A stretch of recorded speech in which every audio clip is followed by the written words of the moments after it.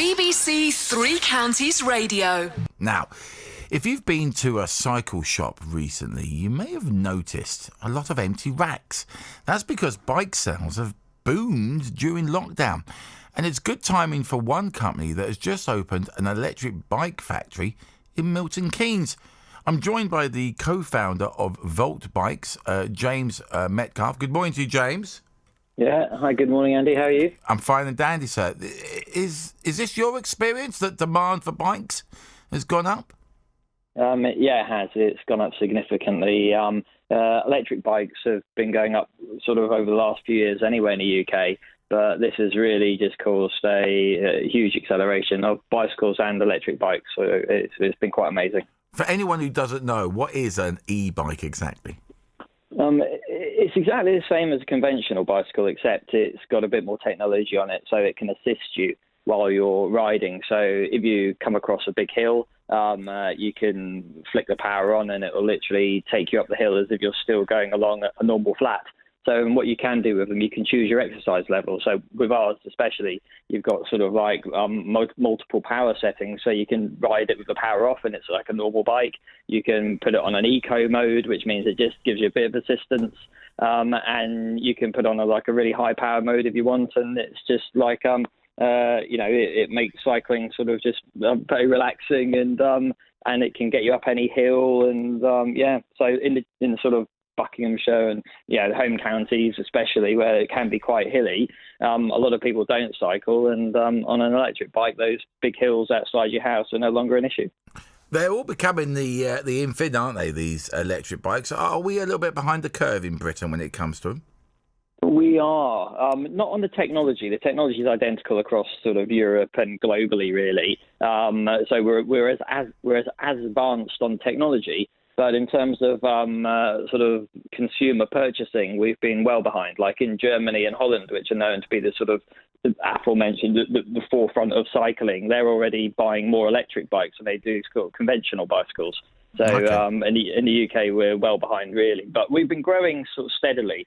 And you might have noticed sort of a lot of couriers in London, that kind of thing, and all around sort of the big cities in the UK, they're all using electric bikes because they know they can ride faster, ride quicker, make more money effectively as a courier, and that sort of spread a bit. And also a lot of the share schemes now are electric, so the hire bikes that you get in London, I noticed a lot of the sort of instead of just the conventional. I guess the Barclays bike, it was traditionally known as Santander Boris bike. A lot of that equivalent are now electric as well. So we have electric bikes down in Milton Keynes that you can hire as well, can't we? You do, yeah, for sure. And at the moment that's quite a good thing because it's quite hard to buy any type of bike in the UK just now. So being able to hire it's good. Your bike factory was overseas, wasn't it, initially? But you've moved it to Milton Keynes. Why did you do that? That's correct, yeah. Like with sort of Brexit looming, which doesn't seem to be talked about much at the moment, but with Brexit sort of like coming, we're uncertain about what's going to happen in terms of sort of trade tariffs and things with Europe. And so we thought, we've always wanted to bring it into the UK anyway. We're Bucks based really as a company. And we thought, let's sort of see if we can do it. And, it was just sort of perfect timing. It was something we've been planning for a few years. And sort of with all this happening, it just looked like the perfect time to do it. So we just thought we'd give it a try. So the benefits of having a factory in the UK are?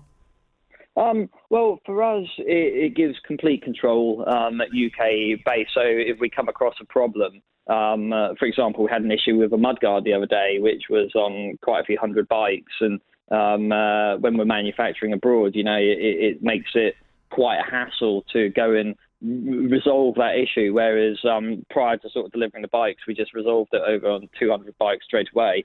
And whereas once the bikes are manufactured abroad and shipped to the UK, you don't have that facility to be able to do it. You have to rely on, worst case, the customer having to do it themselves, and best case, a bike shop doing it.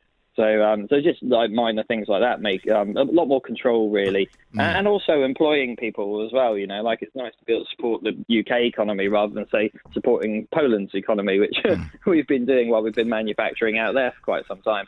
So Read this bike boom. I mean, because the Welling MP and Transport Secretary Grant Shapps announced a lot of money to invest in cycling. Do you think this is just a lockdown thing, or is the bike boom going to continue?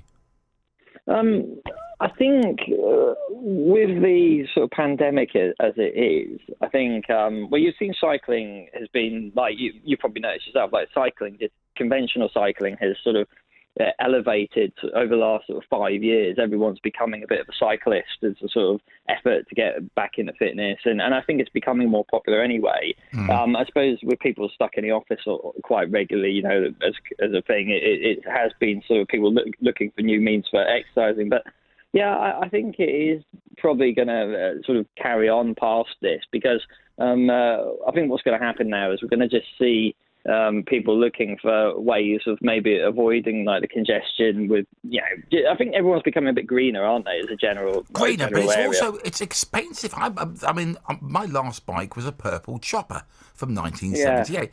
And I've upgraded. I still ride one, actually. I still ride one, man. Yeah, my purple chopper was renowned in Buckinghamshire. But, bikes are expensive now, aren't they? They're not as cheap as they used to be.